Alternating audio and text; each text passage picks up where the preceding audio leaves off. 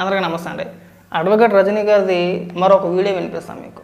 మన రీసెంట్గా ఒక వీడియో చేస్తే ఆవిడ గారి అభిమానులు కొద్దిగా ఫీల్ అయ్యారన్నమాట. మీరు మా రజనీ గారిని అలా అంటారా అని చెప్పేసి అని. ఈవిడ కూడా చాలా సందర్భాల్లో మాట్లాడింది, మమ్మల్ని ఫేస్బుక్లో బూతులు తిడుతున్నారు అది ఇది అని చెప్పేసి అని. ఈవిడ మాటలు ఎలా ఉన్నాయంటే, జగన్మోహన్ రెడ్డిని క్రిస్టియన్ ముఖ్యమంత్రి అంటున్నారో అలాంటి క్రిస్టియన్ ముఖ్యమంత్రి హైదరాబాదు జూబ్లీహిల్స్లో ఉన్న టీటీడీ దేవాలయం ఏదైతే ఉందో అది నిర్మించేసాడంట. అలాగే విశాఖపట్నం రుషికొండ దగ్గర టీటీడీ ఆలయం ఏదైతే ఉందో అది నిర్మించేసాడంట. అమెరికాలో కూడా జగన్మోహన్ రెడ్డి ఆలయం నిర్మించాడట. నీకు ఏమైనా సిగ్గు అనిపిస్తుంది అసలు కొంచెమైనా? రజనీ గారు, మీరు ఈ హాఫ్ నాలెడ్జ్ మాటలు తగ్గించుకోండి అని చెప్పేసి మేము 100 సార్లు చెప్తాం. టీటీడీ అంటే ఏంటో కూడా తెలియదు. సరే మీకు ఎన్ని చెప్పినా సరే వీడు ఏమో మాట్లాడుతుంది వినిపించింది అది మాట్లాడతామేనంటే, ఒకళ్ళ క్రిస్టియన్ ముఖ్యమంత్రి అన్నప్పుడు ఈ రోజు ఒక క్రైస్తవ ముఖ్యమంత్రి అని మీరు భావించినప్పుడు ఒక హిందూ ఒక హైందవ ధర్మాన్ని కాపాడే వ్యక్తిలాగా ఈ రోజు వెంకటపాలెం గాని, లేకపోతే హైదరాబాద్ లో జూబ్లీహిల్స్ లో కట్టినటువంటి వెంకటేశ్వర స్వామి గుడి గాని, లేకపోతే అమెరికాలో కట్టింది గాని, వైజాగ్ లో కట్టింది గాని, ఇవన్నీ కూడా కట్టింది అన్యమతస్తుడు కదా.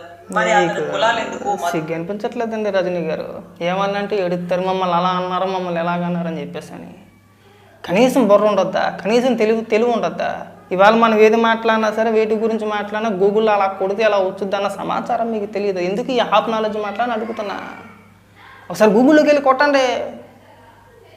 ఇప్పుడు మీరు చెప్పుకొచ్చిన జూబ్లీహిల్స్ కావచ్చు, లేదంటే వైజాగ్ కావచ్చు, లేదంటే అమెరికా కావచ్చు, ఏ సంవత్సరంలో ప్రారంభమైంది, ఏ సంవత్సరంలో శంకుస్థాపన చేశారు, ఏ సంవత్సరంలో ఓపెన్ అయ్యేది కరెక్ట్గా డేట్లతో సహా అన్నీ వస్తాయి మనకి. ఇంగిత జ్ఞానం లేదండి. జగన్మోహన్ రెడ్డి నిర్మించాడా అంటే టీటీడీ జగన్మోహన్ రెడ్డి చేతుల్లో ఉంటుందా? టీటీడీ సొమ్మే ఎవరిదండి? భక్తులు వేసిన కానుకలు అంటే మాది, మా సొమ్ముతో మేము దేవాలయాలు నిర్మించుకుంటామండి. టీటీడీ ముఖ్య ఉద్దేశం ఏంటి? దేశంలోని ప్రముఖ నగరాల్లో ఆలయాలు నిర్మించడానికి గల ముఖ్య కారణం ఏంటి? భక్తులకి వెంకటేశ్వర స్వామి దర్శనం వాళ్ళ నగరాల్లోనే, వాళ్ళ ప్రాంతాల్లోనే కల్పించాలన్నది టీటీడీ బోర్డు యొక్క నిర్ణయం కదా. ఇప్పుడు తీసుకున్న నిర్ణయం కాదు అది. దాదాపు 15-16 ఏళ్ల కిందట తీసుకున్న నిర్ణయం అది.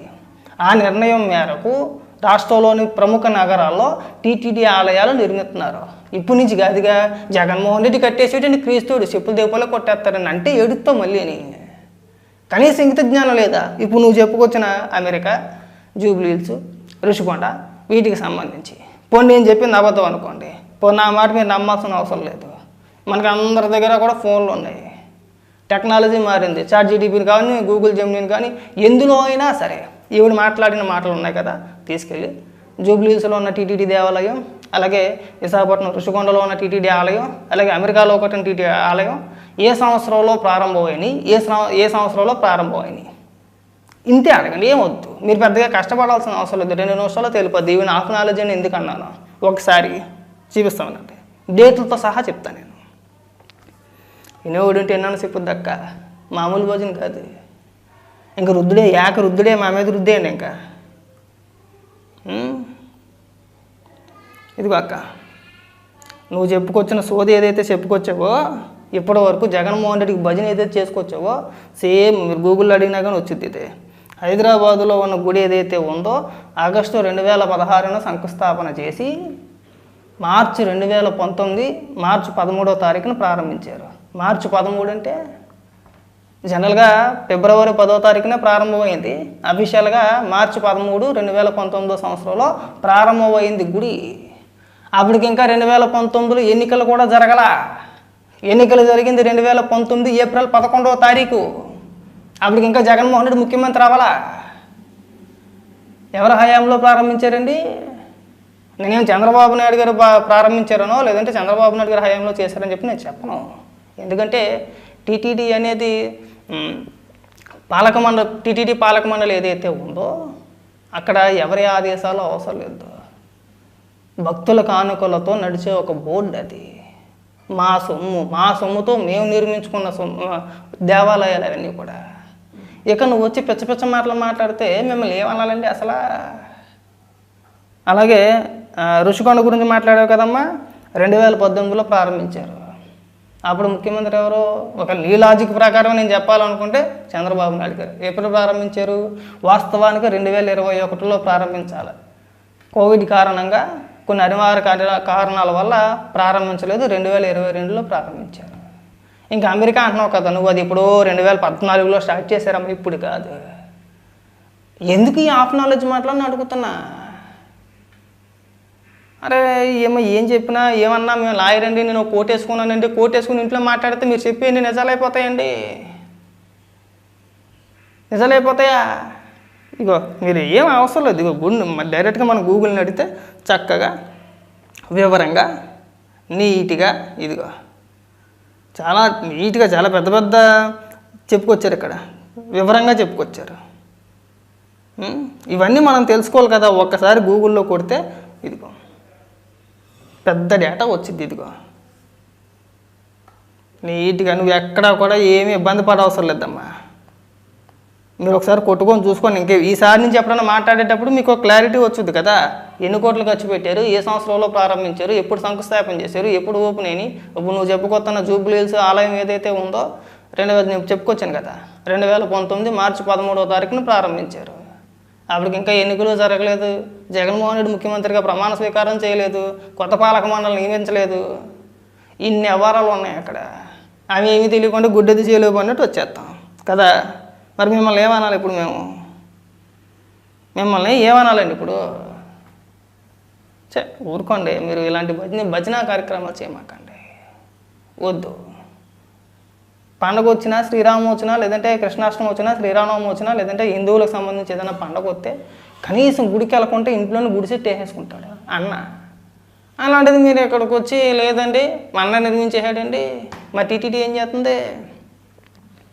టీటీడీ స్వయం ప్రతిపత్తి కలిగిన ఒక సంస్థ కదా, అవునా? భక్తుల సొమ్ము కదా, మా డబ్బు కదా. మా డబ్బుతో మేము ఆలయాలో నిర్మించుకుంటామో ఇంకోటి నిర్మించుకుంటామో అది మా ఇష్టం కదా. అన్ని మతస్థుడు జగన్మోహన్ రెడ్డి నిర్మించేసాడు. ఎందుకంటే ఈ దరిద్రం మా మీద రుద్దేస్తారు. అలా మీ తెలివితేటలు ఏదైనా ఉంటే మీ దగ్గర ఉంచుకోండి, కానీ ఆ అరాకొరా తెలివితేటలు తీసుకొచ్చి మా మీద రుద్దేసే ప్రయత్నాలు చేయమాకండి. మీకు పుణ్యం ఉంటుంది కొద్దిగా. మీరు చాలా డెప్త్గా వెళ్ళిపోయి నేనేదో విశ్లేషణ చేస్తాను అనుకుంటున్నారు, కానీ గూగుల్లో అలా కొడితే ఇలా దొరికేస్తున్నారు. మీ మీద ఉన్న గౌరవం పోతుంది. కింద కామెంట్లో ఈ హాఫ్ నాలెడ్జ్తో ఈవిడ అడ్వకేట్ ఎలా అయ్యారా బాబు, ఒకవేళ ఈవిడి దగ్గరికి వెళ్ళి వాళ్ళ కేసులు వాదించమని ఎవరైనా వాళ్ళ పరిస్థితి ఏంటో అని చెప్పేసి జాలి పడుతున్నారు. మీరేదో పెద్ద నాయకురాల్లా ఫీల్ అయిపోమాకండి అమ్మా, పెద్ద విశ్లేషకురాల్లా ఫీల్ అయిపోమాకండి. మీ దగ్గర ఏమీ లేదు, డొల్ల అంతా. ఏదో అప్పట్లో ఏదో హైప్ కోసం ఏదో రుద్దారేమో కానీ మీ దగ్గర అంత ఇదేమీ లేదు. మనకు తెలియని అంశాల గురించి మాట్లాడకపోవడం బెటరు, టచ్ చేయకూడదు. అన్నిటిలోనే నేను ఉన్నానని చెప్పేసి అని మాట్లాడకూడదమ్మా. కొన్ని అంశాలు మాట్లాడవచ్చు, మనం ఎంత మేరకు మన పరిజ్ఞానం ఉందో అంత మేరకే మనం మాట్లాడాలి. అన్నిటికీ నేనే తెలుసు, అన్నీ నాకే తెలుసు అంటే ఎట్టా చూసుకోవాలి. అరే నేను దేవాలయాల గురించి మాట్లాడుతున్నాను, ఇప్పుడు ఇవన్నీ జగన్మోహన్ రెడ్డి కట్టించేయడని చెప్పి బంద్ చేయాలి. ఒకసారి గూగుల్లో కొట్టి చూద్దాం డేటా ఉందో లేదో అని చూసుకోవాలి కదా. లేదంటే ఇలాగే కౌంటర్లు పడతాయి కదమ్మా. పోయేది నీ పరివే కదా. తెలియద్దు, ఆ మాత్రం నాలెడ్జ్ లేదా? అరే టెక్నాలజీ మారింది, వీడియోలు వైరల్ అవుతున్నాయి. మనం ఏదైనా మాట్లాడితే పొలవమని వైసీపీ పేటీఎం బ్యాచ్ అంతా కూడా ముక్కల కింద కట్ చేసి వేసేస్తున్నారో, రుద్దేసే ప్రయత్నాలు చేస్తున్నారో. అటు పక్కన తెలుగుదేశంలో లేదంటే జనసేనలో ఈ వీడియోలు చూస్తారో. అలా గూగుల్లో కొడితే ఇలా వస్తాయి కదా, మనకు కౌంటర్ ఇస్తారు. మళ్ళీ మనం మొహం ఎక్కడ పెట్టుకోవాలని చెప్పేసి అని ఇంగిత జ్ఞానం లేదండి. మళ్ళీ ఎక్కడికన్నా వెళ్ళి మైక్ కట్టుకొని నన్ను తెలుగుదేశంలో జనసేనలో తిడుతున్నారు. తిట్టడం కాదు, విమర్శ. రాజకీయం అన్న తర్వాత విమర్శ, ప్రతి విమర్శ ఖచ్చితంగా ఉంటాయి. ఆ ఒక పిల్లోడికి జనసేన కార్యకర్తకి, ఒక యూట్యూబర్కి మీరు నరేష్ అని చెప్పేసిన పిల్లోడు ఉంటాడు, చూడండి ఒకసారి. ఆ పిల్లోడికి ఏకంగా నోటీసులు పంపించేస్తుంది. ఆ వీడియోలు డిలీట్ చేస్తావు సేవ్ ఇది ఈవిడి మీద వీడియోలు చేస్తేనట్ట వీడియోలు డిలీట్ చేసేయాలట. అరే ఏమన్నా బుర్ర ఉందా? మీరు రాజకీయాలు మాట్లాడచ్చు, చంద్రబాబు నాయుడు గారిని విమర్శించవచ్చు, ప్రభుత్వాన్ని విమర్శించవచ్చు, పవన్ కళ్యాణ్ గారిని విమర్శించవచ్చు. కౌంటర్గా మాలాంటి వాళ్ళు ఎవరైనా వీడియోలు చేస్తే నోటీసులు పంపించేస్తారండి, వీడియో డిలీట్ చేయాలి, మా వ్యక్తిగత దీనికి భంగం కలిగింది. రాజకీయాల్లో వ్యక్తిగతాలు ఏమి ఉండవమ్మా. రాజకీయాల్లోకి వచ్చిన తర్వాత మనం 10 మాటలు మాట్లాడితే అటుపక్క కనీసం 4 మాటలన్నా మాట్లాడతారు. కౌంటర్ అవ్వకుండా ఉండరా? ఏమని మీరు మాట్లాడుకుంటూ వెళ్ళిపోతే అయిపోయి ఎవడు కోట్ వేసుకుంది కాబట్టి మనం మాట్లాడకూడదు అని ఆగిపోతారా? ఆగరు. మీరు కోట్ వేసుకున్నా కోట్ వేసుకోకపోయినా, మీరు అడ్వకేట్ అయినా అడ్వకేట్ కాకపోయినా, లేదంటే ఇంకాస్త గొప్ప పొజిషన్లో ఉన్నా రాజకీయాల్లోకి వచ్చిన తర్వాత అందరూ ఒకటే. రాజకీయంగా మీ స్వలాభం కోసం మీరు ఏదో 100 మాటలు మాట్లాడతారు, మీరు అన్నింటికి భజన చేస్తా కూర్చుంటారేటండి. మేము మాట్లాడే కాడికి మేము కూడా మాట్లాడతాం. అలా కదమ్మా, ఇది కదమ్మా ఇది అని చెప్పేసి అని ఏది నేను ఎవరన్నా సరే ఒక్క మాట బూతు మాటలు మాట్లాడిన వీడియో ఏదైనా ఒకసారి ప్లే చేసి చూపించమ్మా. మాట్లాడుతున్నాను తిట్టేస్తున్నారు అంటున్నావు కదా, ఎవరు తిట్టేస్తారో కామెంట్లోనా? కనీసం ఇలాంటి చిన్న చిన్న అంశాల గురించి కూడా మేమే చెప్పాలండి మీకు.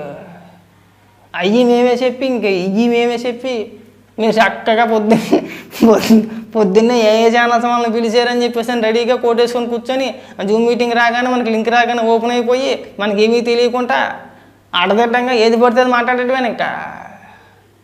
ఇక నుంచి అయినా సరే తెలుసుకోండి. ఇగో చాలా స్పష్టంగా ఉంది, నేను మళ్ళీ చూపిస్తున్నా. ఇక్కడ వివరంగా ఉంది, ఇగో చాలా స్పష్టంగా ఉంది. మీరు ఎక్కడ కూడా కన్ఫ్యూజ్ అవసరం లేదు. ఇదిగోండి, మీరు గూగుల్ జెమినీలో కానీ లేదంటే ఎక్కడైనా అడగచ్చు. ఇగో ఇక్కడ ముఖ్యమైన విషయం, తిరుమల తిరుపతి దేవస్థానం అనేది శ్రీవారి భక్తులు సమర్పించే కానుకలు విరాళాలతో నడిచే ఒక స్వయం ప్రతిపత్తి గల సంస్థ. టీటీడీ దేశవ్యాప్తంగా గుడులు కడుతుంది. అది భక్తుల సొమ్ముతో బోర్డు తీసుకునే నిర్ణయం. ఏ ముఖ్యమంత్రితో ఏ నాయకుడితో తన సొంత ఆస్తిని అమ్మి జేబులోంచి డబ్బులు తెచ్చి ఇవ్వలేదు.